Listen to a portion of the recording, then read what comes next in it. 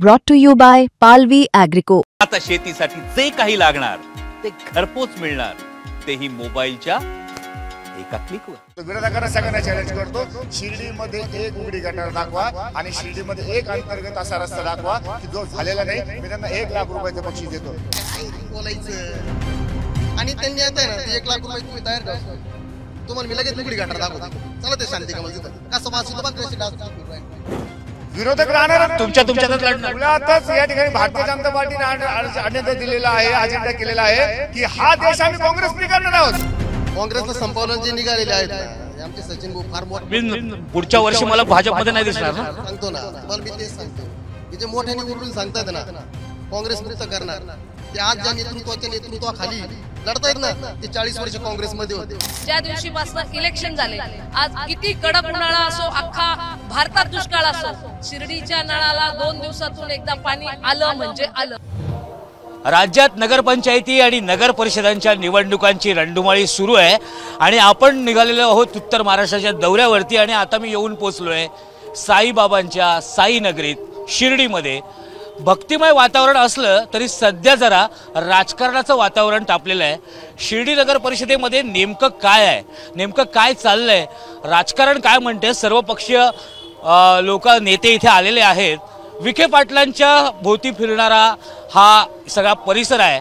विखे पाटील ज्या पक्षात असतील त्या पक्षाचं सत्ता केंद्र इथे असतं आणि विखे पाटील आता भाजपमध्ये आल्यानंतर इथलं वातावरण भाजपमय झालेलं आहे। तेव्हा सुरुवात या नेत्यांपासून करूया की नेमकं या भक्तिमय नगरीमध्ये शिर्डीमध्ये नेमकं राजकारण नगर परिषदेच्या निवडणुकांचं काय आहे। ऑलवेज आपण भाजपपासून सुरू करूया कारण विखे पाटलांभोवतीचं हे सगळं राजकारण आहे। राज्यातल्या या भागामध्ये शिर्डीच नाही पण विखे पाटील ज्या गटात असतील, विखे पाटील ज्या पक्षात असतील तोच पक्ष सत्तेत असतो। विखे पाटलांभोवती फिरणारं हे सगळं राजकारण आहे आणि तेच शिर्डीला पण लागू होतं। नेमकी परिस्थिती शिर्डीमध्ये काय आहे? भाजप विखे पाटलांचंच राजकारण करतंय की विकासाचं पण राजकारण करतंय? 100% माननीय नामदार विखे साहेब हे विकासाचंच राजकारण करतात। म्हणून तर आत्तापर्यंत 2016 पासून ते 2025 पर्यंत 3,500 कोटी रुपयांची कामं शिर्डी शहरात विकासात्मक झालेली आहेत। रस्ते असो, ड्रेनेज असो, पाणी असो, लाईट असो, ज्या पायाभूत सुविधा आहेत त्या सर्वपणे नागरिकांच्या सुविधा देण्याचं काम आत्तापर्यंत केलेलं आहे। सगळ्यात महत्त्वाचं म्हणजे राज्यात आणि केंद्रात स्वच्छतेचं स्वच्छ भारत मिशन निघाल्यानंतर पारितोषिक आतापर्यंत 3 ते 4 पारितोषिक शिर्डी नगर पंचायतीला या निमित्ताने लाभले आहेत। तुम्ही शहर बघितलं असेल, स्वच्छ, सुंदर आणि ग्रीन अशा पद्धतीचं शहर या निमित्ताने ते उभे करू शकले।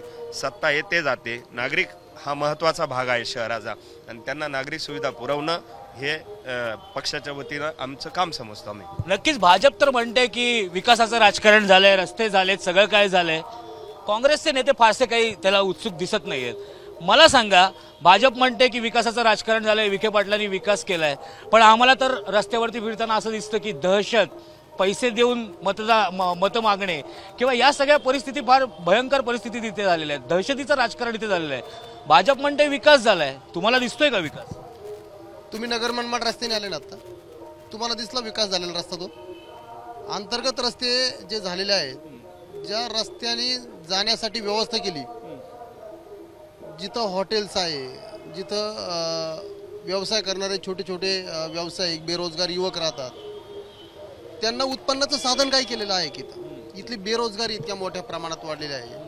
त्या बेरोजगार युवकांसाठी आम्ही काही करू शकलो का इथं, याचं आत्मचिंतन आम्हाला करण्याची वेळ आलेली आहे। इथं गुन्हेगारी इतकी मोठ्या प्रमाणात वाढलेली आहे, याच्यावर आम्ही काही बंधनं, याच्यावर काही कंट्रोल प्रशासनाच्या माध्यमातून आम्ही करत आहोत का? इथं लेझर शो होणार होता, तो झाला का? इथं थीम पार्क होणार होतं, ते झालं का? तुम्हाला किती प्रश्न सांगायचे, किती आश्वासन यांनी दिलेली होती। या शिर्डी शहरातला जो परिक्रमा मार्ग आहे तो मंजूर झालेला आहे असं ते सांगत होते। त्याच्यासाठी 50 कोटी, 250 कोटी असे आकडे सांगायचे। 3,500 कोटी, 400 कोटी, या कोटीच्या आकड्यांच्या नादात या गावात विकास मात्र दिसत नाही आणि आकडे मात्र शेकडो कोटीचे, हजारो कोटीचे सांगायचे। विकास तुम्ही विचार करा, विकास झालाय का? शहराचा जर विकास झालेला असता तर या शहरातली गर्दी एकदम कमी झालेली आहे. साई भक्त इथं यायला तयार म्हणजे येण्याचं प्रमाण कमी झालेलं आहे. याची कारणं आम्ही शोधली पाहिजे ना. आम्ही नुसतं अंतर्गत पक्षाचा वाद या ठिकाणी उभा करायचा, राजकारणात भांडत बसायचं, निवडणूक आली की मतांसाठी खोटं बोलायचं, हे संयुक्तिक आहे का? हा प्रश्न तुम्हाला तरी पडतोय का? माझा विरोधकांना तर नेहमी हा प्रश्न असतो. मी म्हणतो आम्हाला लोक सत्ता देणार नाही, चला नाही देणार, आम्हाला पण नकोय सत्ता. पण तुम्हाला जेव्हा लोक सत्ता देतात त्या सत्तेचा उपयोग तुम्ही इथल्या विकासासाठी, इथल्या साई भक्तांच्या सुरक्षेसाठी, इथल्या नागरिकांच्या सुरक्षेसाठी करतात का? एका रात्रीत 2-2 मर्डर साईबाबा संस्थांच्या कर्मचाऱ्यांचे होतात, एकाचा हाफ मर्डर होतो. हा काय प्रकार आहे? याच्यावर आम्ही बोलायचं नाही का? आम्ही बोललं का आमच्यावर परत काही बंधनं घालायची? हे योग्य आहे का? ही योग्य आहेत का? आता ते म्हणतात की इथे दहशतीचं वातावरण आहे, 2 खून सुद्धा झाले. कुठे आहे विकास? कुठे आहे? काय कुठे? कोटीच्या कोटी नुसती उड्डाणं चालली आहेत. पण महिला वर्ग कधी खोटं बोलत नाही. महिला वर्गाला विचारूया, जरी त्या भाजपच्या असल्या तरी तुम्ही खरं बोलाल असं आम्हाला वाटतं, कारण की तुमच्या शिर्डीमध्ये विकास व्हावा असं प्रत्येकाला वाटतं. ते म्हणतात कोटीच्या कोटी उड्डाणं नुसती फक्त नावं फुकाची आहेत, बाकी काहीच घडत नाही. आता मी माननीय आदरणीय सुजयदादा विखे पाटील यांनी जेव्हा ही खून झाले, काही प्रकरण झाले, या लोकांना शिर्डीतल्या गावातल्या लोकांनीच फूस दिलेली होती. हे वरती आमच्या साहेबांना यांना याच्यातलं काहीही गावातलं छोटं राजकारण माहीत नव्हतं. त्याच्यामुळे जेव्हा त्यांनी ह्या गोष्टीत लक्ष घातलं तर आज एकही असा गुन्हेगार अख्ख्या शिर्डीत प्रत्येक रोडवर कॅमेरे लावले. ज्या दिवशीपासून हे दहशत त्यांच्या लक्षात आली, त्यांनी इथला सगळा पोलीस स्टेशन सगळ्या बाबतीत इतकी कडक कारवाई करायला सुरुवात केली आहे. दादा स्वतः शिर्डीत लक्ष घालतायत. आज जे काही शिर्डीत विकास चालू आहे आणि जे शिर्डीत होतंय, अरे रोजगाराचं म्हणाल तर आतापर्यंत नसेल झालं, पण आता जे इथे MIDC उभारण्यात आली तिच्यात शिर्डी परिसर आणि पंचक्रोशीतल्याच सगळ्या जे युवक आहेत, जे बेरोजगार आहे, आज इंजिनियर वगैरे जे लोक पुण्यासाठी मुंबईसाठी जाऊन 15 आणि 20 हजारावर काम करतात, त्यांना इथे कंपन्यांमध्ये शब्द दिलाय सुजयदादांनी. सगळे इथे सगळ्यांना रोजगाराला लावतात. जर सुजयदादांनी शब्द दिला तर सुजयदादांना पाडलं का मग इकडच्या जनतेने? शिर्डीच्या जनतेने सुजयदादांना पाडलं नाही. अहिल्यानगर नगर मनमाड रोडचा विषय जर निघाला तर ह्या रोडला किती आमदार आहेत? तुम्ही फक्त यांच्याच वर येऊन का ठेकता? शिर्डीचा रोड, कोपरगावच्या पुढचा रोड, आज कोपरगाव सारख्या शहरात गोदावरी नदी वाहते. त्या गोदावरीच्या गावात लोकांना 15 दिवसातनं एकदा नळाला पाणी येतं. आणि ज्या दिवशीपासून आमचे आमदार या शिर्डी गावात आहेत, ज्या दिवशीपासून प्रथम नगराध्यक्ष शिर्डीत झाले होते, ज्या दिवशीपासून इलेक्शन झाले, आज किती कडक उन्हाळा असो, अख्खा भारतात दुष्काळ असो, शिर्डीच्या नळाला 2 दिवसातून एकदा पाणी आलं म्हणजे आलं. कधीच नाही. फक्त सत्ता पालट झाली होती 1 वर्ष, तर त्या वर्षी 3 महिने नळाला पाणी आलं नाही, हे मलाही आठवतं. पण नंतर जेव्हा परत ही सत्ता आली त्याच्यानंतर असं झालं नाही. आता जे पण काय होतंय, आज जी शिस्त वरनं आमचा पक्ष आणि पक्षाचे जे आहेत नेते, बावनकुळे साहेब झालेत, मुख्यमंत्री झालेत, इतके शिस्तबद्धतेने प्रत्येक उमेदवार निवडताना इतक्या अटी शर्ती घालून त्यांनी हे काम केलेलं आहे की जे इमानदार बोलणारे, खरे वागणारे असेच उमेदवार आज नगर पंचायतीला शिस्तबद्धरित्या तुमचं काम सुरू आहे. विरोधकांना तसं खरंच वाटतं का? कारण की फोडाफोडीचंच राजकारण आहे. विरोधक तर उलट नावाला उडलाय असं झालंय. जिथे बघावं तिथे भाजप, शिवसेनेचा उबाटाचा माणूस सुद्धा भाजपच्या चिन्हावरती लढतो. हे राजकारण काय आहे? तुम्हाला काय जगवलं जात नाहीये इथे, की तुम्हाला उभं करू देत नाहीये? दहशत आहे का तुमच्यावरती? साहेब, ज्या त्या पक्षाचा जो तो कार्यकर्ता राहतो. आज मी शिवसेना उद्धव बाळासाहेब ठाकरे गटाचा शिवसैनिक आहे. मी एक नॉर्मल फाटका तुटका शिवसैनिक आहे. आज ज्या वेळेस माननीय उद्धवजी साहेबांनी, पक्षप्रमुखांनी वरतून आदेश केला माननीय श्री भाऊसाहेब वागचौरे साहेब यांना का तुम्ही नगराध्यक्ष पदाची लढाई लढा, ते काही कारणास्तव थांबले. मग त्यांनी एक काय म्हणजे दहशत आहे का? भाजप काय तुम्हाला काय त्रास देते?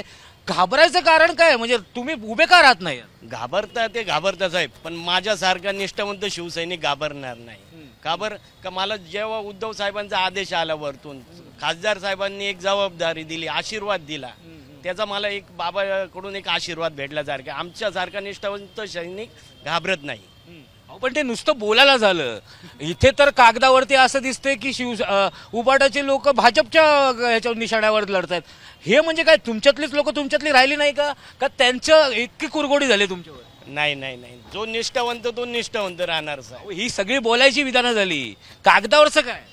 कागदावरचं आता काय होतं साहेब, अचानक जर काही गोष्टीचं हे झालं तर तेवढे जण अचानक भांडणासाठी वगैरे उतरत नाही. तसं राजकारणाचं झालेली परिस्थिती. पण म्हणजे काय म्हणायचं, काही भाजपने काही तुम्हाला विरोधक म्हणून ठेवलंच नाहीये की आता वन नेशन वन इलेक्शन इथपासूनच सुरू केलंय, शिर्डीपासूनच सुरू केलंय की आमचाच पक्ष, आमचेच लोक, आमचाच नगराध्यक्ष, आमचेच नगरसेवक? तुम्ही काय आहात की नाही विरोधक म्हणून आहात? काही बोटावर मोजण्यात का त्यांनी ठेवलंय का तुम्हाला? का त्यांची दहशतच इतकी आहे की त्यांचं एवढीच गोष्ट आहे? असं नाही, हे स्पष्ट करून सांगा. स्पष्ट सांगतोय मी तुम्हाला. आता निवडणूक सुरू आहे. निवडणुकीच्या काळात यांनी फ्रंट फूटवर जे येऊन लोक लढणारे आहेत त्यांना यांनी दहशत दाखवून, धाक दाखवून, धमक्या देऊन, जे काही कारणं असतील वेगवेगळ्या कारणांनी त्या लोकांना यांनी रोखलं असेल. मी 2 दिवसापूर्वी सांगितलेलं होतं, तुम्ही अशा राजकारणात जे लढणारे लोक आहेत त्यांना फार तर तुम्ही अडवू शकता, परंतु 2 तारखेला तुम्ही जे म्हणता ना की काय आहे वन नेशन वन इलेक्शनसाठी असं सगळं सुरू आहे का, सगळं भाजपमध्ये चाललंय का? असं नाही.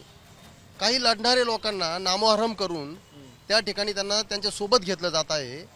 तुम्ही बघा 2 तारखेच्या निकालानंतर तुम्हाला चित्र स्पष्ट होईल. मतांचा टक्का विरोधात किती जातो ते पहा. विधानसभेला देखील 8,500 लोकांनी शिर्डी शहरातून विरोध मतदान केलं आहे. तुम्ही लोकांची मतं घेणार ना याच्यामध्ये. शेवटी लोकशाही मार्गाने ही निवडणूक अगदी बिनविरोध करण्याच्या दिशेने घेऊन चाललेले होते, परंतु आमच्यासारखे जे लढवाई कार्यकर्ते आहे त्यांनी भूमिका घेतली. आम्ही सगळ्यांनी मिळून एकत्र येऊन जे लढणारे लोक आहेत त्यांनी भूमिका घेतली. कोणत्याही परिस्थितीमध्ये ही निवडणूक बिनविरोध झाली नाही पाहिजे, ही निवडणूक लढलं पाहिजे. जनतेला जनतेचा अधिकार तिथं त्या ठिकाणी बजावू द्या. मी तुम्हाला एक स्पष्ट प्रश्न विचारतो, मी भाजपकडे पण त्याचं उत्तर घेणार आहे. मी तुम्हाला स्पष्ट प्रश्न विचारतो. तुम्ही दहशतीचं वातावरण म्हणताय, दडपशाही म्हणताय, पैशाचं पण राजकारण होतंय का इथे? मतं पण विकत घेतली जात आहेत का? स्पष्ट बोला. विरोधकांनी स्पष्ट बोललेलं ते लोकशाहीला चांगलं वाटतं. मी ते सांगतो ना तुम्हाला. ते स्पष्ट बोलत नाही. दहशत म्हणजे ते काय असं मी म्हणत नाही. ते लोक बंदुका घेऊन फिरतात. पण पैशाचं राजकारण, धाक, ही पैशाचीच ही सगळी निवडणूक तयार केली जात आहे. तुम्हाला मी एक स्टेटमेंट माझ्याकडे आहे, पेपरची पेपर कटिंग आहे. निवडणुकीत मतदारांना पैसेच द्यावे लागतात. विद्यमान कॅबिनेट मंत्र्यांचं ही विधान आहे. माझ्याकडे त्यांनी वैजापूरमध्ये ते विधान केलं आहे. त्याचे लागलं तुम्हाला मी ते पेपर कटिंग पण देईल. त्याबद्दल शेवटी त्यांनी ठरवून टाकलेलं आहे, पैसा, मतं, सत्ता, सत्तेतून परत हे सगळं समीकरण. शिर्डीत असं होतंय? अरे प्रश्नच नाही. त्याच्यामुळे आमच्यासारखी जी गरीब लोक आहेत ना ती निवडणुकीला सामोरं जाताना 50 वेळा विचार करतात. आज आमच्या चांगल्या चांगल्या उमेदवारांना माघार घेण्याची परिस्थिती निर्माण केली गेली होती, आमिषं दाखवली गेली होती, पण ते आमच्या हाडामासाचे काँग्रेसच्या विचारांचे लोक होते. ते आज तसेच टिकून राहिले. 23 मध्ये आम्ही देऊ शकलो नाही इथपर्यंत ठीक आहे, आम्ही लंगडा गाव आहे ना, परंतु पॅनल करण्याचा या ठिकाणी प्रयत्न केला आणि तो देखील मोडण्याचा डाव या लोकांनी आखला होता. परंतु साईबाबांची आमच्यावर कृपा आहे आणि आमच्या कार्यकर्त्यांचा आमच्यावरचा असलेला विश्वास, त्यांचा स्वतःचा आत्मविश्वास, या बळावर आम्ही आज 9 ठिकाणी काँग्रेसच्या चिन्हावर निवडणूक लढवत आहोत सदस्यपदासाठी आणि अध्यक्षपदाचा उमेदवार देखील आमच्या मैदानात आहे आणि तो एक अतिशय सक्षम असा उमेदवार आहे. बघा, साईबाबांच्या नगरीत हे असं ऐकायला मिळतंय की दहशतीचं वातावरण आहे, पैशाची उधळण होतीये, मतं खरेदी केली जात आहेत. म्हणजे शिर्डीत जर हे ऐकायला मिळत असेल तर बाकी राज्यात काय अवस्था असेल ही वेगळं सांगायला नको. पण भाजपकडनं याचं उत्तर घेतलं पाहिजे, कारण की त्यांच्यावरती गंभीर आरोप केलेले आहेत. तरुण आहेत, तरुणांनी जरा काहीतरी दिशा बदलेल देशाची असं म्हणतात, पण इथं तर हे म्हणतात की तरुण तुमचे भाजपची लोक याची पैसे मतं पैशाने कमवत आहेत, दहशतीचं वातावरण आहे. खरं आहे का ते? म्हणजे आता तर तुम्ही नाही म्हणाल, पण त्यांचे आरोप फार गंभीर आहेत. मुळातच काँग्रेसला आरोप करण्याशिवाय दुसरं काही येत नाही. शिर्डी हे भक्तीबरोबर या ठिकाणी विकासाच्या शक्तीचं केंद्रस्थान बनलेलं आहे. 3,500 कोटी रुपयांची विकास कामं झाले. तरुणांसाठी MIDC आलेली आहे. शिर्डीची स्वच्छता आहे. मी काँग्रेसवाल्यांना चॅलेंज करतो आणि उबाटावाल्यांना पण चॅलेंज करतो, विरोधकांना सगळ्यांना चॅलेंज करतो, शिर्डीमध्ये एक उघडी गटार दाखवा आणि शिर्डीमध्ये एक अंतर्गत असा रस्ता दाखवा की जो झालेला नाही. मी त्यांना 1 लाख रुपयाचं बक्षीस देतो. हा एक मुद्दा राहिला. विषय दडपशाही. दडपशाही जर या देशामध्ये आणि या राज्यामध्ये आणि संपूर्ण जिल्ह्यांमध्ये जर कोणी केली ती यापूर्वी या ठिकाणी काँग्रेसच्याच लोकांनी केलेली दिलेली आहे. त्याच्यामुळे त्यांनी आम्हाला या ठिकाणी दडपशाहीचा धडा या ठिकाणी शिकू नये असं मला त्यांना स्पष्ट मत आहे. राहिला विषय दुसरा पैशाचा विषय, सगळ्यात जास्त आतापर्यंत या देशामध्ये आणि या राज्यामध्ये जर भ्रष्टाचार कोणी केला असेल तो काँग्रेसवाल्यांनी केला. पैशाचा उत्पाद आतापर्यंत कोणी केला? काँग्रेसवाल्यांनी केला. हे जग जाहीर आहे. त्याच्यामुळे या ठिकाणी खोटं बोल पण रेटून बोल आणि नको ते बोल याला कुठे अर्थ राहत नाही.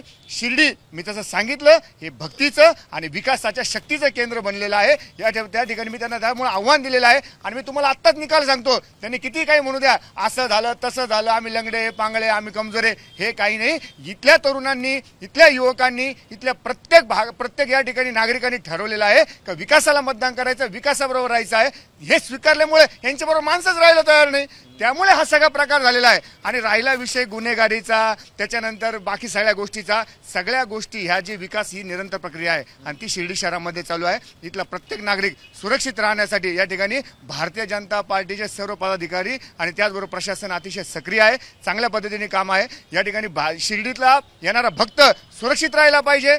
सगळे प्रश्न साई भक्त आणि साईबाबा यांच्या केंद्रस्थानी राहिले पाहिजे आणि त्याचं या ठिकाणी सगळ्या प्रश्नांचं या ठिकाणी निरसन झालं पाहिजे. यासाठी आम्ही सर्वजण सक्रिय आहोत. आणि तुम्हाला मी आत्ताच सांगतो, या भारतीय जनता पार्टीचा निकाल तुम्हाला मी आत्ता सांगतो, महायुतीचा सांगतो, 23-0 झाल्याशिवाय राहणार नाही. बाकी ह्या फक्त काँग्रेसच्या आणि उबाटा गटाच्या नेहमीप्रमाणेच्या वल्गना आहेत का आम्ही या ठिकाणी कमजोर झालो, पैसे झाले, दडपशाही केलं. यापूर्वी सगळं तुम्ही हे करून थकलेले आहात. त्याच्यामुळे अनावश्यक आरोप होऊ नये. शिर्डी पुढच्या वेळेच्या निवडणुकीत विरोधक राहतील की नाही राहतील? विरोधक राहणार तुमच्यातच लढणार. मुळातच या ठिकाणी भारतीय जनता पार्टीने अजेंडा दिलेला आहे, अजेंडा केलेला आहे की हा देश आम्ही काँग्रेस फ्री करणार आहोत. जे भ्रष्टाचार करतात, जे लोकांचे पैसे खातात, ज्यांनी आतापर्यंत या ठिकाणी उलटे पालटे कामे केले, त्यांना या देशामध्ये राहणार नाही. एक नाही अगोदरच घ्या माझं, म्हणजे कसं ते एका लगेच कंटिन्यू होऊन जाईल नाही का. काँग्रेसला संपवलं जे निघालेले आहेत ना, आमचे सचिन भाऊ फार मोठे. पुढच्या वर्षी मला भाजपमध्ये नाही दिसणार ना. सांगतो ना तुम्हाला, मी तेच सांगतो. हे जे मोठ्याने ओरडून सांगतायत ना काँग्रेस मुक्त करणार, ते आज ज्या नेतृत्वाखाली लढतायत ना, ते 40 वर्ष काँग्रेसमध्ये होते. काय बोलायचं. आणि त्यांनी आता आहे ना ते 1 लाख रुपये तुम्ही तयार ठेवा सुजी. मग तुम्हाला मी लगेच उघडी गाठार दाखवतो तिथं. चला ते शांती कमल तिथं कसा वास येतो बघा, कसे डास तिथं फिरू राहिले. तुम्ही ते 1 लाख रुपयाचं लगेच ना तुम्हाला लगेच देतो. नसले तुम्ही 2 लाख द्यायचे मला. अरे देणार ना 1 लाख टक्का लगेच. ते 2 लाख रुपये 1 लाख रुपये जमा करून घ्या. नाही मी तरी तुम्हाला 2 लाख रुपये उसने पासने करून देतोच. पण ती गरजच नाही पडणार मला. 1 लाख भेटणार कारण तिथं गटार उघडी आता. आणि गटार जर तिथं सगळ्या गटारी स्वच्छ असत्या, गटारी जर तिथं बंदिस्त असत्या, तर हे जे पाणी ज्या वेळेला पावसाचं पाणी गावात शिरतं, तर कमीत कमी जिथं शक्य नाही तिथं साचलं नाही पाहिजे ते पाणी. समजा कुठं ओढे नाले पाणी तुंबण्याची शक्यता तुंबू शकतं. तुमचा हायवे सुद्धा दिसत नाही पाऊस आल्यानंतर. एका पावसात रस्ते उकडून जातात. अरे काय आपण, मला काय म्हणायचं, ही निवडणूक देशाची नाहीये, ही राज्याची नाहीये. ही निवडणूक शिर्डी शहरातल्या नागरिकांच्या दृष्टीने विकासात्मक मुद्द्यावर आपण बोललं पाहिजे. इथं देवेंद्रजी, इथं नरेंद्रजी, इथं अमितजी, आम्हाला काय म्हणायचं ते आदरणीयच आहे, आम्हाला काय प्रॉब्लेम नाही. तुम्ही शिर्डी शहरातल्या नागरिकांच्या विषयी बोला. तुम्ही कार्यक्रम त्याच्यासाठीच घेतला ना. आम्ही शहरातल्या नागरिकांच्या विषयी बोला, इथल्या बेरोजगारी विषयी बोला, इथल्या सुरक्षेविषयी बोला, इथल्या गुन्हेगारीविषयी बोला, इथं हातावर फुल विकणाऱ्या लोकांविषयी बोला, इथं फेरीवाल्यांविषयी बोला, इथं फुटपाथवर पोट भरणाऱ्या लोकांविषयी बोला, इथं लेझर शो झाला नाही, इथं तुमचं थीम पार्क झालं नाही, इथली शिक्षण व्यवस्था कशी झाली आहे, इथल्या आरोग्य व्यवस्थेची कशी बोजवार वाजलेली आहे. तुम्ही या विषयावर बोलायचं सोडून देशात नरेंद्र, राज्यात देवेंद्र. अरे मान्य आहे आम्हाला, तुमचं भाजप इतकं शक्तिमान झालेलं आहे ना, आता तुम्हाला कशाची गरज राहिलेली नाही. तुम्हाला लोकांच्या मताची गरज राहिली नाही, कारण तुम्ही ते मतं चोरतात लोकांची. चोरा. तुम्हाला एक दिवस सगळ्या बघा, शेवटी सूर्य सकाळी उगवला ना संध्याकाळी मावळतो. तुम्ही फार मोठ्याने बोलतायत, तुमच्याकडे फार ओव्हर कॉन्फिडन्स या निमित्ताने तयार झालाय. असू द्या, तुम्हाला मी फक्त एक सांगतो, अहंकार हा फार चांगला नसतो. गर्वाचं घरे नेहमी खाली असतं, हे तुम्ही ध्यानात ठेवा. आणि हा निसर्गाचा नियम आहे. असू दे, तुम्ही बोलत राहा. आम्ही लंगडे असू दे, आम्ही पांगडे असू दे, फक्त तुम्ही ओरडून आमचा आवाज दाबू शकत नाही. आम्ही हळूच का होईना पण हे बोलत राहणार, इतकं ध्यानात ठेवा. विरोधक एक काँग्रेसचे म्हणजे विरोधक इतक्या तडफेने बोलतायत, हे राज्यात जरा चित्र कमी दिसायला लागले. ते तुमच्यामध्ये चांगलं आहे की चांगला विरोधक म्हणून तुम्ही इथे काम करताय. पण राज्यामध्ये अजितदादांनी जसं देवेंद्र फडणवीसांशी जुळवून घेतलंय, तसं इथल्या राष्ट्रवादी काँग्रेसने भाजपशी तसं जुळवून घेतलंय का? त्यांना त्यांचा अजेंडा पटतोय का? त्यांना त्यांचं विकासाचं राजकारण पटतंय का? आणि तुम्हाला असं वाटतंय की इथे विकास झालाय? खऱ्या अर्थानं मी आज जवळपास 25 वर्षापासून, म्हणजे जसं राष्ट्रवादी काँग्रेस स्थापन झालं, मी राष्ट्रवादी काँग्रेसचा एकनिष्ठ कार्यकर्ता आहे. आणि आज तुम्ही म्हणताय की तीनदा इथं दडपशाहीचं राजकारण आहे, घराणे मी नाही म्हणते, विरोधक म्हणते. विरोधक जे म्हणतात माझ्यावर नका टाकू. नाही, विरोधक म्हणत असतील किंवा इतर कोणी त्यांच्या आरोपांना पण महत्व. मी तुम्हाला सांगतो की आज 25 वर्ष राष्ट्रवादी काँग्रेसचा कार्यकर्ता असताना नामदार विखे साहेब असतील किंवा सुजयदादांनी मला यात किंचित कधी पण मला असं म्हटले नाही की बाबा तू राष्ट्रवादी काँग्रेस काम करू नको माझ्याकडे. ही दडपशाही विडपशाही सगळं साफ झूट आहे. आज आपण शिर्डीमध्ये आला तर आपण तुम्ही अंतर्मनाला विचारा, कुणीही अंतर्मनाला विचारावं की शिर्डीमध्ये विकास झालेला आहे की नाही. खरं तर शिर्डी हे विकसनशील शहर आहे. आता इथे आमचे माजी सरपंच या ठिकाणी सुभाष तात्या कोते उपस्थित आहेत. त्यांच्या वेळेस लोकसंख्या होती जवळपास 5 ते 10 हजार. आज साहेब लोकसंख्या जवळपास झालेली 70 ते 80 हजार, 30-40 हजार आमची मतदारसंख्या असेल. परंतु इतर जी लोकसंख्या बघितली तर 70 ते 80 हजार लोकसंख्या शिर्डीची आहे. आणि असं असताना दूरदृष्टिकोन असणार नेता नामदार राधाकृष्ण विखे साहेब त्यावेळेस त्यांनी स्वच्छ पाणी पुरवठा योजना, कचरा संकलन योजना या त्यावेळेस त्यांनी आखून ठेवल्या होत्या. आज तुम्ही बघा, तुम्हाला कुठं कचरा दिसणार नाही. सचिन तांबे साहेब असले उघडे गटार दिसणार नाही. तुम्ही उपनगरात जा, कुठेही जा, शुद्ध पिण्याचं पाणी. तुम्ही आमचा प्लांट बघायला मध्यंतरी या ठिकाणी दिल्लीचे मोठे युनिट आलं होतं या ठिकाणी जे शुद्धीकरण प्लांट बघण्यासाठी शिर्डीचा खास करून. या ठिकाणी जर शिर्डीला महाराष्ट्रातून 1 नंबर मिळतोय स्वच्छतेचा, भारतातून 3रा क्रमांक मिळतोय सर्वेक्षणमध्ये, याचा अर्थ निश्चित हे शहर अतिशय विकसनशील शहर आहे. आणि मी म्हणतो सद्गुरू साईबाबांचं शहर आहे, तीर्थक्षेत्र शहर आहे. परंतु आता रोजगार निर्मित क्षेत्र म्हणून या ठिकाणी ओळखलं जाणार आहे, क्रीडा क्षेत्र म्हणून या ठिकाणी ओळखलं जाणार आहे. बरोबर आहे हो, पण भाजप हा पक्ष मोठा होतोय, तुमचा पक्ष त्याच्या पदराळ राहतोय, त्याचं काय? तुमचा पक्ष मोठा होतोय का? त्यांच्या पदराळ राहून किती दिवस आता राजकारण करणार आहात? तुमचा पक्ष इथे भाजपमय वातावरण झालंय, तुमच्या पक्षाचं अस्तित्व काय राहिलंय? तुमच्या पक्षाला मोठं होता येतंय का? ह्याचा कधी विचार केलाय? साहेब आम्ही निश्चितच फक्त विकसनशील महाराष्ट्राचा विचार करणार. हे बोलायच्या गोष्टी झाल्या हो. तुम्हाला सांगतो की हा पक्ष प्रत्येकाला वाढवण्याचा अधिकार या जनतेनं, तमाम जनतेनं दिलेला आहे. त्याच्यामुळं आज आम्ही मुख्यमंत्री साहेब असतील किंवा उपमुख्यमंत्री साहेब असतील त्यांच्या विकसनशील ज्या गाडी आहे त्या गाडीमध्ये आम्ही बसलेलो आहे. आज तुम्ही म्हणत असाल की आम्ही लहान असो, हे बा हे शेवटी महाराष्ट्राची जनता आहे. महाराष्ट्राची जनता ही निश्चितच सुज्ञ जनता आहे आणि निश्चितच सुज्ञ जनता असते ती निश्चितच एक चांगल्या प्रकारच्या माणसाच्या, चांगल्या प्रकारच्या उमेदवाराच्या, चांगल्या प्रकारच्या नेत्याच्या खंबीरपणे उभे असते. आणि तुम्ही आज शिर्डीमध्ये कुठेही गेलं तर तुम्हाला नामदार राधाकृष्ण विखे साहेबांचं नाव हे आदरानंच घेतलं जाईल. आज महाराष्ट्रात नव्हे देशात नव्हे असा उत्कृष्ट प्रकारचा थीम पार्क खरं तर या आपल्या शिर्डीच्या भूमीमध्ये होतोय. जवळपास 400 ते 500 कोटीचा थीम पार्क आहे. त्यासाठी नामदार साहेबांनी अदानी असतील, त्याचबरोबर रिलायन्स असतील अशा मोठमोठ्या उद्योगपतींची देखील चर्चा केलेली आहे. आमचा साहेबांचा आणि आमचा सर्वांचा एकच उद्देश आहे की या शिर्डीमध्ये कोणीही बेरोजगार राहिलं नाही पाहिजे, सर्वांच्या हाताला काम मिळालं पाहिजे. सर्वात ही महत्त्वाची गोष्ट आहे. आणि सर्वात महत्त्वाचं म्हणजे महिला सबलीकरण. महिला सबलीकरणाच्या बाबतीत, महिलेच्या सुरक्षेच्या बाबतीत देखील नामदार साहेबांच्या बाबतीतली जी भूमिका आहे ती अतिशय स्पष्ट भूमिका आहे. मला तुमच्याकडे यायचं आहे ह्याच्यासाठी की तुम्ही आता हे सगळ्यांचं बोलणं ऐकताय, तुम्ही सर्वात वरिष्ठ आहात. काय वाटतं हे राजकारण कुठं चाललंय? एक म्हणतायत की पैसे देऊन राजकारण चाललंय, ते म्हणतायत विकासाचं राजकारण चाललंय. खरं उत्तर द्या, म्हणजे कुठलंही पक्षविरहित उत्तर द्या. तुम्हाला हे वाटतंय? कारण तुम्ही स्वतःच म्हणालात की मी राजीनामा देऊन मोकळा झालो, याच्यामध्ये मला याच्यात पडायचं नव्हतं. हे इतकं रसातळाला चाललेलं राजकारण बघून काय वाटतं तुम्हाला?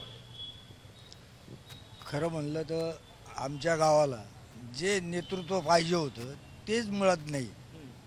त्याच्यामुळं ही नवीन पिढी जी आहे, नवीन मुलं जे आहेत ते यांचं नेमकं कुठं जायचं, कसं जायचं, काय करायचं याचं मुळी त्यांना ज्ञान नाही. आणि काही लोकांनी काय केलं, बाहेरचे मग पाहुणे असतील किंवा मंत्री असतील, कोणी संत्री असतील, कोणी आमदार खासदार, यांना ते शिकवलंच नाही. स्वातंत्र्य असं दिलं नाही गावच्या लोकांना किंवा या इथलं स्थानिक नेतृत्व ज्याला आपण म्हणतो अख्खं गाव चालवणं किंवा एखादं गावातले काही प्रश्न स्वतः घेणं. यांना काय केलं, फक्त दुसरीकडे जायचं. मंत्री असतील किंवा आमदार असतील, आता राधाकृष्ण विखे किंवा हे मंत्री यांनी खूप कामं केली शिर्डीसाठी. मोठमोठे जेवढे मोठे कामं आहेत ते सगळे केले. पाणी असेल, विमान असेल, रेल्वे असेल, सगळ्या सुखसोयी त्यांनी आणल्या. आमच्या या मुलांना ते काही करता आलं नाही असं माझं मत आहे. यांनी फक्त ते सांगतील तसं कामं करायचे, बाकी यांना काही नाही. तर आता मला असं म्हणायचं, आता जे इलेक्शन चालू आहे तर याच्यामध्ये आता दुसरे तर काय आमच्यासारखे जिवंत नाही, सगळेच मेले. ज्यांना राजकारण कळतं किंवा गावचं हित कळतं. पण तुमच्या काळामध्ये हे राजकारण व्हायचं का? पैशाचं राजकारण, मतं पैसे देऊन विकत घेणं, असं राजकारण व्हायचं का? आणा जरा, आठवा जरा. नाही. आता मी माझं स्वतःचं सांगतो. मी ज्या वेळेला उभं राहिलो, मी बाऊपूर येतो, यांनी मला उभं केलं, ते आमचे नेते होते.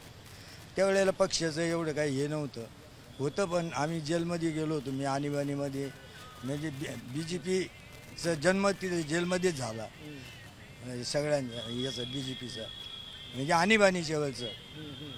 तर तिथून आल्यानंतर मग बाऊपूर येत आम्ही इथे पॅनल केलं. इथं काँग्रेसचंच सगळं राज्य होतं. आमचे वडील असतील, चुलते असतील, असे सगळे ते वयस्कर लोक होते. आम्ही त्यांच्याशी निवडणूक केली. पण निवडणुकीमध्ये आम्ही नया पैसा वाटला. शेवटी ते लोक बरेचसे पैसे वाटायला लागले. कोणी धान्य वाटत होते. मला आमचे काही पार्टीचे लोक म्हणे तू एक पोतं धान्याचं दे, म्हणजे आपण ते वाटू. पण तुम्हाला काय वाटतं, ही माणसं नसतील, ठीक आहे पकडून चालू आहे की ही माणसं चांगली असतील, पण तुम्हाला हे दिसतंय का तुमच्या डोळ्यासमोर? कारण तुम्ही शिर्डीतलं स्थानिक राजकारण फार जवळून बघितलेलं आहे.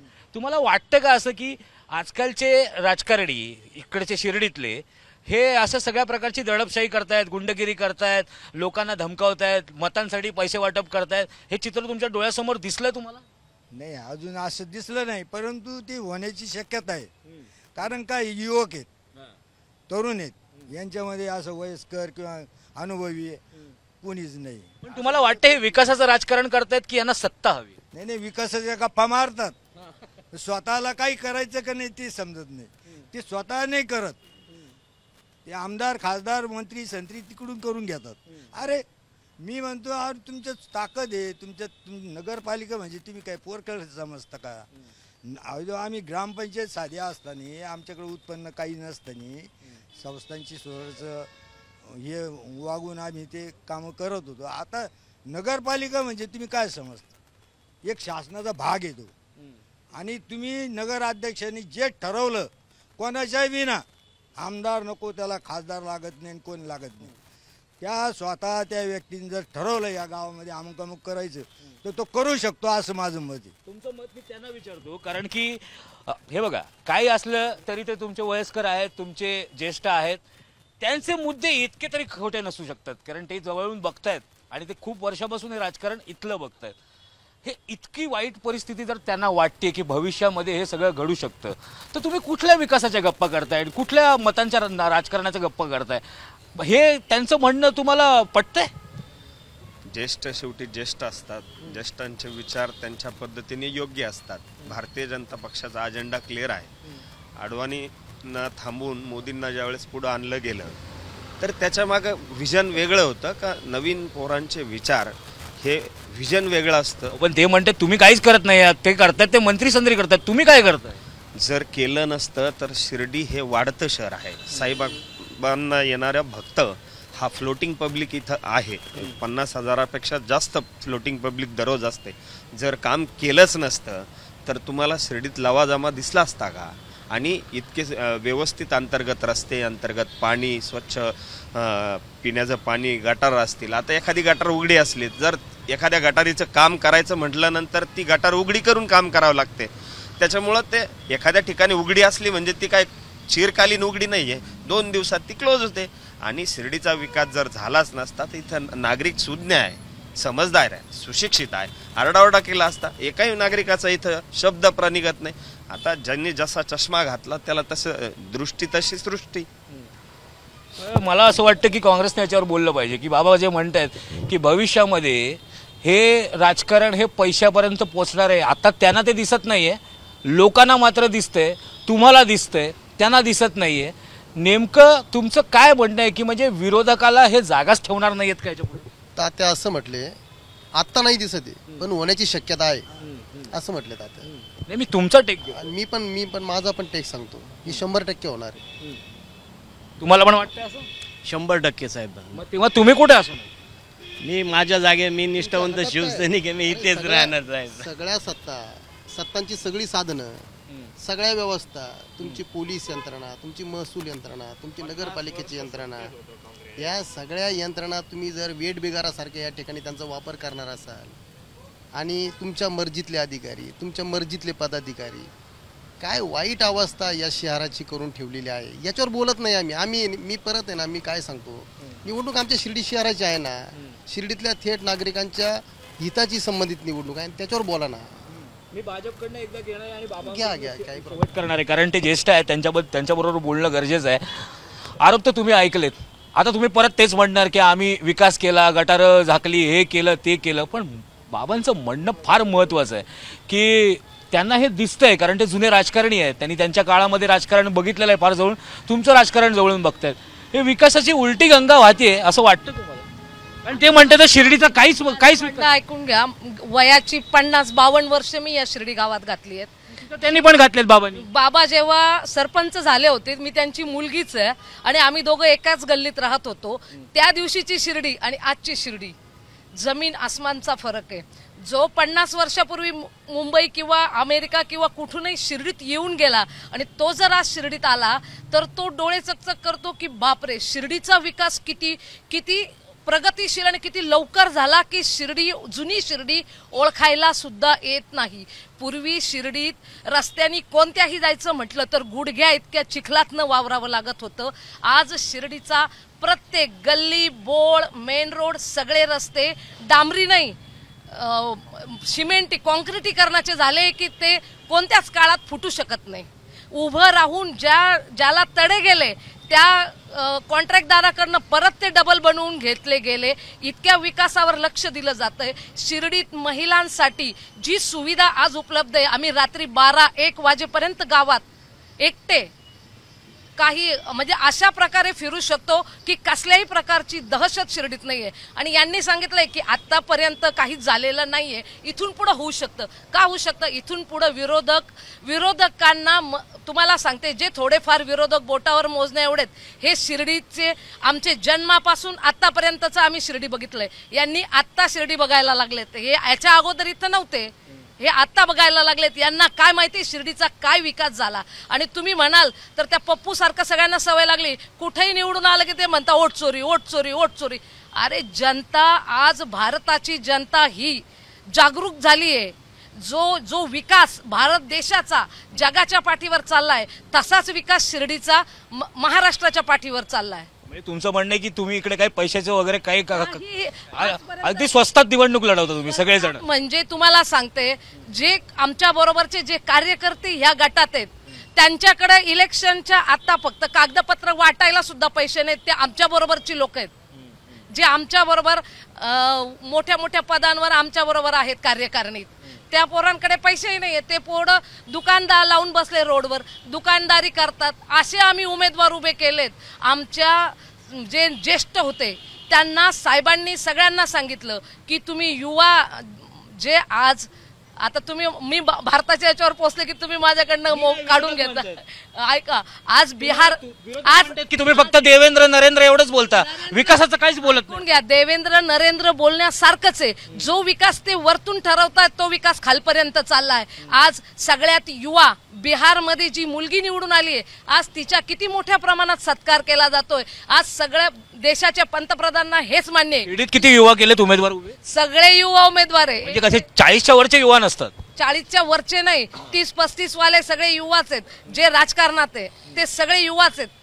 सगळे जे आमचे नेते मोठे मोठे आजपर्यंत ज्यांनी सगळे पद भोगून बसलेत, त्यांना सगळ्यांना फक्त विचार आणि विनिमय आणि हे करण्यासाठीच ठेवलंय. दादांनी एवढं लक्ष घातलंय की सगळ्यांनी युवा नेत्यांनाच हे दिलं पाहिजे प्राधान्य. शेवटी आपण बाबांकडे जाणार आहोत, कारण की ह्या सगळ्यांचं म्हणणं, सगळ्या पक्षांचं म्हणणं आपण जाणून घेतलेलं आहे. पण आता काय हो याच्या बाबा, काय याच्यावरती नाही काय, म्हणजे राज्याचं राजकारण हे वेगळीकडे जाऊ द्या, पण शिर्डीतलं राजकारण जर सुधारायचं असेल तर तुम्हाला काय वाटतं, काय व्हायला पाहिजे, कशा प्रकारे राजकारण आता झालं पाहिजे? माझं एवढंच म्हणणं आहे का आमच्या गावातलं नेतृत्व असं कुणीतरी एकदम भक्कम न घाबरणारा, स्वतःच्या हिमतीवरचा असा नेता आमच्यातून या युवकातून आता या इलेक्शनमध्ये निवडून द्यावा लोकांनी. आणि त्यांनी स्वयंभू निर्णय घ्यावा. कोणाकडे जायचं केव्हा जावं, जेव्हा काही होत नाही, आपल्याला काही जमत नाही, मग पहिल्यांदा जायचं तहसीलदार.